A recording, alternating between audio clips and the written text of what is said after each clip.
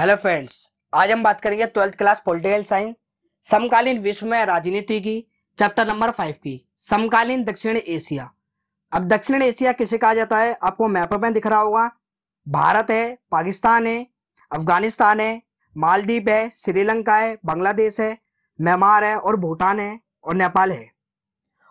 और इसे दक्षिण एशिया के देश कहा जाता है। और सार्क सम्मेलन में अफगानिस्तान और म्यांमार को अभी सम्मिलित करा गया है।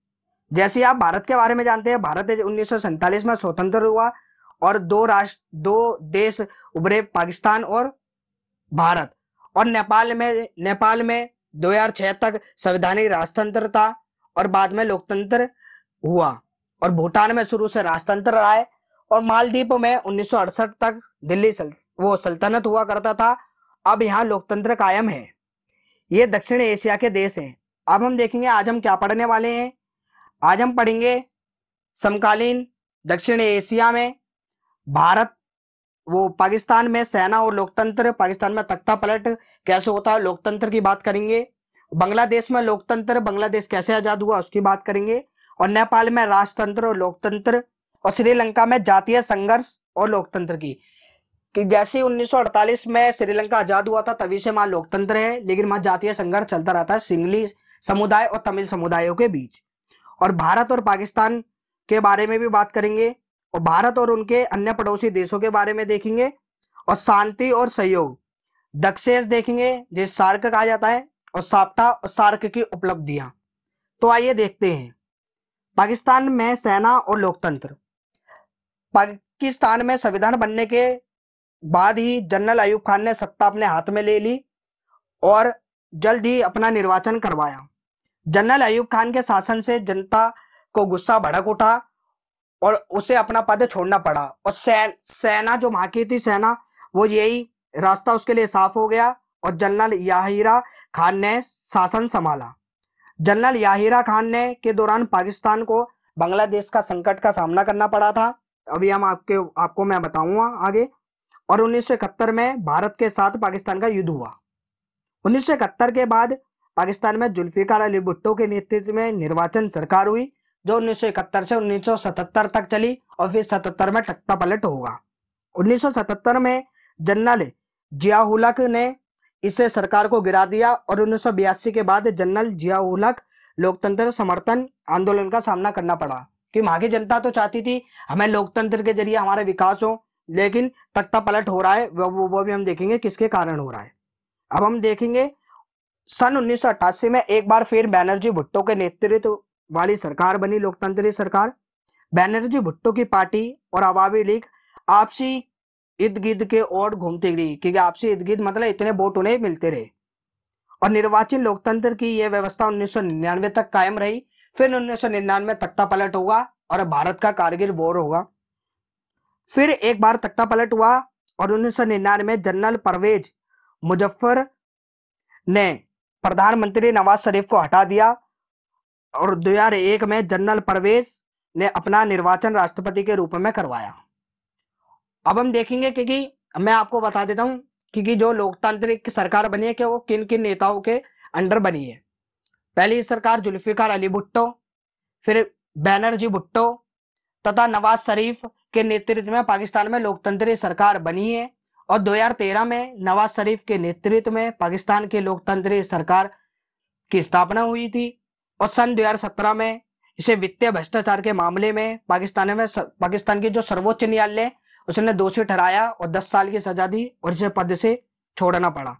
और अभी हाल ही में जुलाई 2018 में पाकिस्तान में हुए आम चुनाव में इमरान खान के नेतृत्व वाली लोकतंत्री सरकार का गठन हुआ। जो अभी अब इमरान खान की सरकार है, आप देखते हैं पाकिस्तान के जो प्रधानमंत्री हैं। अब हम देखते हैं पाकिस्तान में तख्ता पलट के कारण क्या है, किस कारण से पाकिस्तान में तख्ता पलट होता है। पाकिस्तान की सेना और धर्मगुरु और भूस्वामी अभी जनों का स्वामी सामाजिक का दबदबा है वहां, मतलब धर्मगुरु का दबदबा जो मौलाना वहां के उनका दबदबा है और सैनिक का दबदबा है। और अमेरिका और अन्य पश्चिमी देशों के ने अपने स्वार्थों से गुजरे वक्त में पाकिस्तान में सेना शासन को बढ़ावा दिया है, लेकिन पाकिस्तान इसे समझता नहीं क्योंकि सेना शासन को बढ़ावा देता है क्योंकि अमेरिका और पश्चिम देशों का खुद फायदा है इसमें, इस वजह से। और इन देशों में आतंकवाद का डर कहीं परमाणु के हथियार किसी गलत हाथ के ना लग जाए, तख्ता पलट हुआ कहीं किसी गलत हाथों में ना लग जाए, इसका भी डर सताता रहता है। अब हम देखेंगे बंगला बांग्लादेश में लोकतंत्र। पहले बांग्लादेश में लोकतंत्र से बताने से पहले आप इस पर नजर डालिए कि 1947 से 1971 के बीच बांग्लादेश पाकिस्तान का अंग था, जिसे पूर्वी पाकिस्तान कहा जाता था, और पश्चिमी पाकिस्तान का दबदबा था यहाँ पूर्वी पाकिस्तान पे, और पूर्वी पूर्वी पाकिस्तान के ऊपर उर्दू भाषा थोपने का भी लादते थे, क्योंकि पश्चिमी पाकिस्तान कहता था जो आज का पाकिस्तान है, क्योंकि तुम उर्दू भाषा पढ़ोगे, उर्दू भाषा स्कूल में पढ़ाई जाएगी, लेकिन उनकी जो मूल भाषा थी वो थी बंगाली। लेकिन इसके और पश्चिमी पाकिस्तान के नेतृत्व में खिलाफ जन संघर्ष का नेतृत्व शेख मुजीबुर रहमान ने किया, और उन्होंने पूर्वी क्षेत्र के स्वतंत्रता की मांग की। शेख मुजीबुर रहमान के नेतृत्व वाली अवामी लीग को 1970 के चुनावों में पूर्वी पाकिस्तान में भारी भरकम जीत हासिल हुई, क्योंकि पूर्वी पाकिस्तान जो है, मतलब बांग्लादेश की जनता ये चाहती थी ये हमें आजाद करवा सकते हैं, हमें जो पश्चिमी पाकिस्तान में जुल्म उठा रहे हैं ये इससे मुक्त करवा सकते हैं। और शेख मुजीबुर रहमान को गिरफ्तार कर लिया गया, और जनरल याहिया खान के नेतृत्व में शासन में पाकिस्तान में बंगाली जनता के आंदोलन को कुचलने की कोशिश करी। ये वही याहिया खान है जो अभी मैंने आपको बताया था, क्योंकि ये युद्ध के टाइम पे आएगा 1971, तख्ता पलट हुआ है, और हजारों लोगों को पाकिस्तान की सेना ने हाथों मारे गए। इसी वजह से भारत के सामने भी बहुत बड़ी समस्या आ गई थी शरणार्थियों की।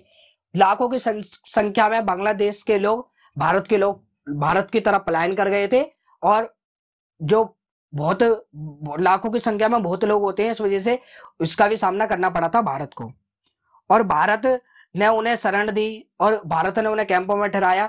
तो पाकिस्तान और भी मदद करी, इंदिरा गांधी की सरकार की थी उस टाइम पे, और पाकिस्तान को लगा कि भारत हमारे आंतरिक मामले में दखलबाजी दे रहा है।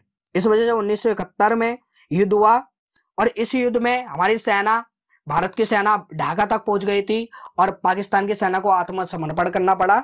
इसके दौरान एक नए राष्ट्र का उदय हुआ जिसे बांग्लादेश के नाम से जाना जाता है। अब हम देखते हैं बांग्लादेश में लोकतंत्र। बांग्लादेश में 1975 में शेख मुजीबुर रहमान ने संविधान के संशोधन कराया, और संसदीय प्रणाली की जगह शासन प्रणाली को मान्यता मिली। अध्यक्षात्मक शासन प्रणाली को मान्यता मिली, जैसे मैंने आपको बताया है। फिर मैं वीडियो पॉज कर देता हूं क्योंकि थोड़ी बाहर का साउंड आ जाता है, इस वजह से आप सोचेंगे कि रुक गया मैं, इसके लिए माफी चाहता हूं। और शेख मुजीब ने अपनी पार्टी अवामी लीग को छोड़कर अन्य पार्टियों को समाप्त कर दिया गया, और इससे तनाव की स्थिति पैदा हो गई, क्योंकि जो शेख था, शेख मुजीबुर रहमान, क्योंकि वो अपनी पार्टी तो धर रहा है और औरों की पार्टी वो समाप्त कर दे रहा है, इस वजह से पैदा हो गई स्थिति संघर्ष की, तनाव की। और अगस्त 1975 में उनके खिलाफ बगावत कर दी, और इस घटनाक्रम के शेख मुजीबुर रहमान सेना के हाथों मारे गए, और नए सैनिक शासन जियाउर रहमान ने अपनी बांग्लादेश नेशनल पार्टी बनाई, और वो 79 में चुनावों में विजयी रही, और जियाउर रहमान की हत्या कर दी गई, और लेफ्टिनेंट जनरल एमएच इरशाद के नेतृत्व में बांग्लादेश में तख्ता पलट हुआ। मैंने बताया था ना आपको बांग्लादेश में भी तख्ता पलट होगा, तख्ता पलट हो गया। और जनरल इरशाद ने एक हद तक एक राजनीति को छोड़ दी, क्योंकि जनरल था लेकिन उसने राजनीति कुछ छोड़ दी, और जनरल इरशाद 5 सालों के लिए राष्ट्रपति निर्वाचित हुए। क्योंकि निर्वाचित वो कैसे होते थे, वो खुद ही अपने हाथ में ले लेते, चुनाव करवा देते थे, चुनाव हो जाता था और राष्ट्रपति चुनाव हुए, और जनता के व्यापक विद्रोह के आगे झुकने हुए लेफ्टिनेंट जनरल इरशाद को राष्ट्रपति पद को 1990 को में छोड़ना पड़ा, और 1991 में बांग्लादेश बहुदलीय चुनाव हुए और बांग्लादेश से एक लोकतंत्र कायम हुआ। अब हम देख लेते हैं नेपाल में राजतंत्र और लोकतंत्र। नेपाल में राजतंत्र और लोकतंत्र की कहानी क्या है ये हम जान लेते हैं। नेपाल अतीत में एक हिंदू राष्ट्र रहा है, जो नेपाल अतीत में रहा है वो हिंदू राष्ट्र रहा है, जैसे पाकिस्तान में इस्लाम है वो इस्लाम राष्ट्र है, ऐसे ही हिंदू राष्ट्र है नेपाल में अतीत में। और माओवादी राजा और सत्ताधारी अभिजन के खिलाफ सशस्त्र विद्रोह करना चाहते थे, और कुछ समय तक राजा की सेना, लोकतंत्र समर्थक और माओवादियों के बीच त्रिकोणीय संघर्ष चला। मतलब तीन तीन तरीके से संघर्ष चले थे। एक तरफ थे राजा थे, एक तरफ लोकतंत्र समर्थक थे, एक तरफ माओवादी थे। और माओवादी तब लोकतंत्र समर्थकों को जीता, मतलब हासिल मिलने लगी न सफलता, तो माओवादी भी लोकतंत्र समर्थकों की साइड होने लग गए। और 2002 में राजा ने संसद को भंग कर दिया गया और सरकार को भी गिरा दिया गया। इस तरह जो थोड़ी बहुत भी लोकतंत्र था वो राजा ने खत्म कर दिया गया। लेकिन अप्रैल 2006 में यहाँ देशव्यापी लोकतंत्र समर्थन शक्तियों ने अपनी बड़ी जीत हासिल के जवाब में राजा ज्ञानेंद्र ने बाध्य होकर संसद को बहाल किया और इसे अप्रैल 2002 में भंग कर दिया गया। मोटे तौर पर अहिंसक रहे इस प्रतिरोध का नेतृत्व 7 दल के गठन एसपीए माओवादी और समाजवादी कार्यकर्ताओं ने किया। और वर्तमान में नेपाल के संविधान के तहत प्रसाद शर्मा ओली अक्टूबर 2015 में नेपाल के नए प्रधानमंत्री चुने गए। अब नेपाल में लोकतंत्र है। अब हम देखेंगे श्रीलंका में जातीय संघर्ष कि श्रीलंका में कौन कौन सा जातीय संघर्ष रहा है।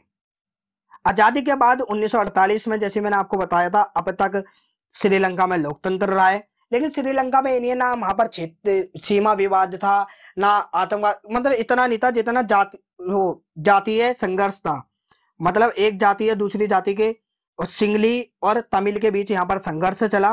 और बहुल संख्यक सिंगली समुदाय कहते थे कि श्रीलंका सिर्फ सिंगली लोगों का है, क्योंकि सिंगली जो वहां की मूल जाति है। और श्रीलंका का विवाद भारत को छोड़कर श्रीलंका आवश्यक बड़ी तमिल आबादी के खिलाफ है और तमिलों का श्रीलंका के आजादी के बाद से भी जारी रहा, वहां पर जाना जारी रहा।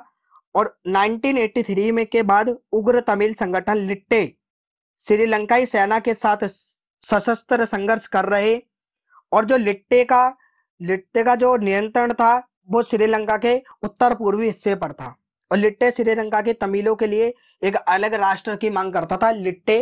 और इसका एक गुरु भी है, जैसे मैंने आपको मई 2009 में श्रीलंका सेना द्वारा लिट्टे का प्रमुख प्रभाकरण के मारे जाने से श्रीलंका में वर्षों तक चल रहे गृह युद्ध समाप्त हुए। जो प्रभाकरण है ना, ये मतलब हिटलर जैसा ही आप मान लीजिए, बहुत कट्टर था और सैन्य, इसने भी बहुत भड़काया लोगों को। और जैसे ही मारा था तो वैसे ही फिर मरने के बाद इसको वो हो गए, जातीय संघर्ष समाप्त हो गया।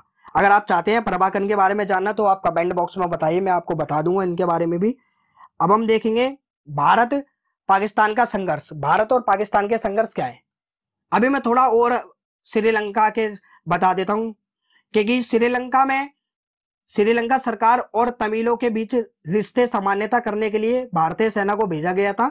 लेकिन आखिरकार भारतीय सेना लिट्टे के साथ संघर्ष में फंस गई थी और श्रीलंकाई जनता ने साझा भारत श्रीलंका के अंदरूनी मामले में दखलबाजी दे रहा है। इसलिए 1989 में भारत ने अपनी शांति सेना लक्ष्य के बिना वापसी बुला ली, क्योंकि उन्हें शांत करवाने गई थी भारत की सेना, उन्होंने वापसी बुला ली।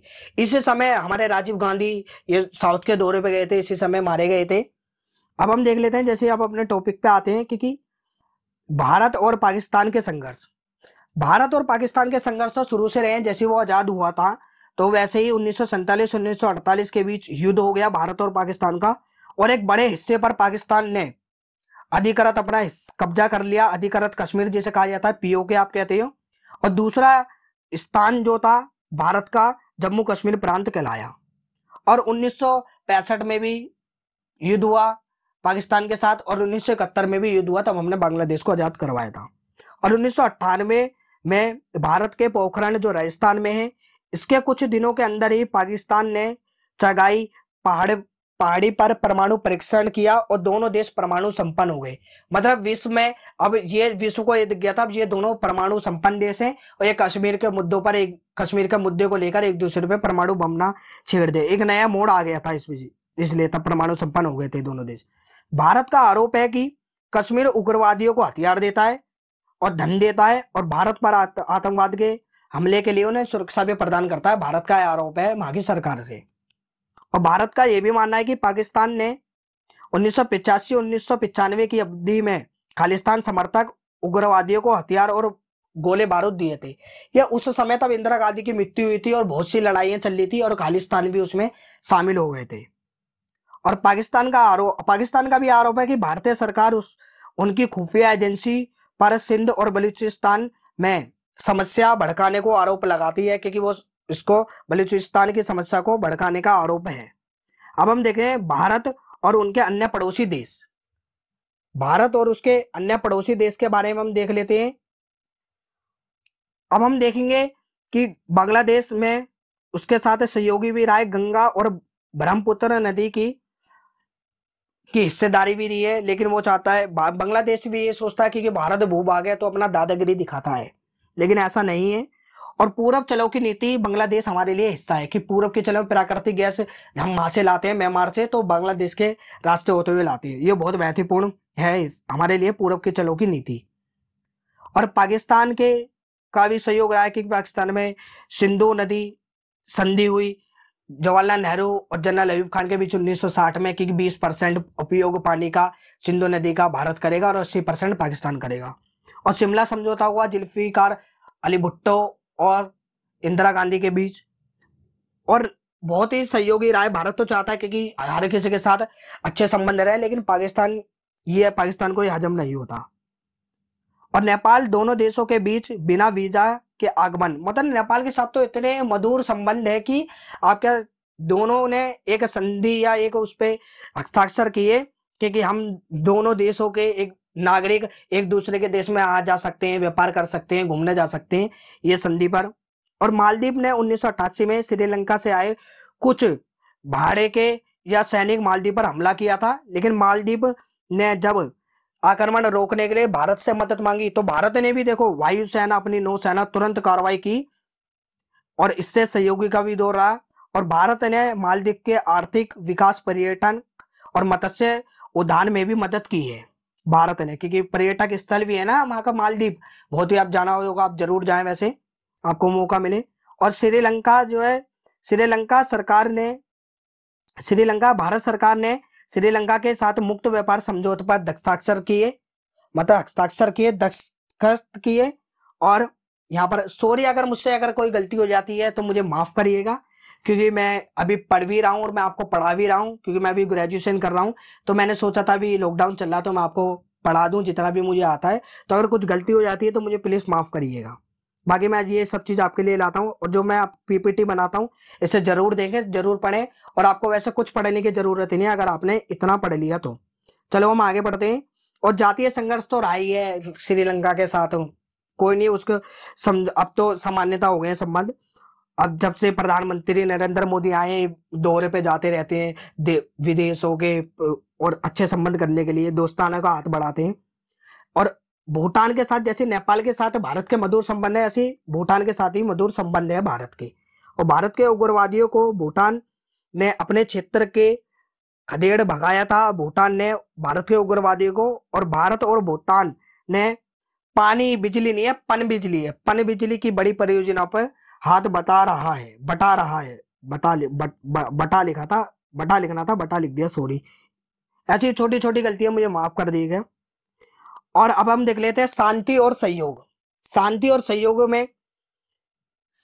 सहयोग मतलब दक्षिण सार्क की बात करते हैं।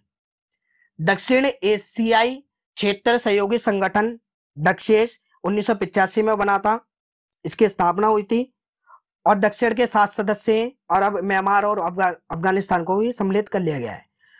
2005 में 13वें सार्क सम्मेलन में ढाका में अफगानिस्तान को सार्क में शामिल करने पर सहमति बनी। और 2007 में 14वें शिखर सम्मेलन जो नई दिल्ली में हुआ था, अफगानिस्तान इसमें पहली बार शामिल हुआ था। और सार्क का 18वां शिखर सम्मेलन 26 या 27 नवंबर 2014 को नेपाल की राजधानी काठमांडू में संपन्न हुआ। और इसकी विजय पर शांति एवं समृद्धि का एकजुटता की भावना थी, कि एकजुटता की भावना हो सार्क सम्मेलन में जितने भी शामिल देश हैं। और सार्क का 19वां सम्मेलन 2016 में इस्लामाबाद पाकिस्तान में हुआ। लेकिन तुरंत इसी टाइम उरी सर्जिकल स्ट्राइक के बारे में आपने सुना होगा, इस पर मूवी भी बनी है, उसे जरूर देखिएगा। आतंकवाद हमले के कारण भारत ने इस सम्मेलन को बहिष्कार किया, और बाद में बांग्लादेश, भूटान, श्रीलंका, मालदीव ने भी इस सम्मेलन को बहिष्कार कर दिया गया। इस सम्मेलन को वैश्वीकरण के दौर और सार्क सम्मेलन और जलवायु परिवर्तन, आपदा प्रबंधन, आतंकवाद की समाप्ति संबंधी इस क्षेत्र में और बहुत से हस्ताक्षर विकास को बढ़ावा देने के लिए इस वजह से इस क्षेत्र में ये सब करा गया है। अब हम आगे देख लेंगे कि इसमें क्या कहा जा रहा है। आगे सार्क साफ्टा में हम देख लेते हैं कि जनवरी 2004 में आयोजित 12वें शिखर सम्मेलन में सार्क देशों के ऐतिहासिक दक्षिण एशियाई मुक्त व्यापार सौदा समझौता पर हस्ताक्षर हुए और 1 जनवरी 2006 में प्रभावी लोग इस समझौते पर मुख्य उद्देश्य थे, इसके 2 उद्देश्य थे कि दक्षिण एशियाई क्षेत्र मुक्त व्यापार संबंधी बाधाओं को दूर करेगा और दूसरा यह था व्यापार और प्रतिबंध के सभी प्रकार की समाप्ति करने का प्रयास करेगा और अधिक उदार व्यवस्था की स्थापना करेगा।